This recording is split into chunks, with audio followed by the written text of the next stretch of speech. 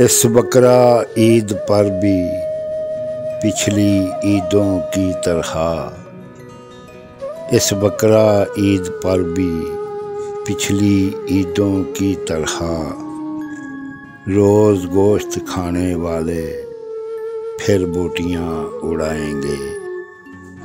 तेरे शहर के कुछ लोग घर से बाहर न आएंगे।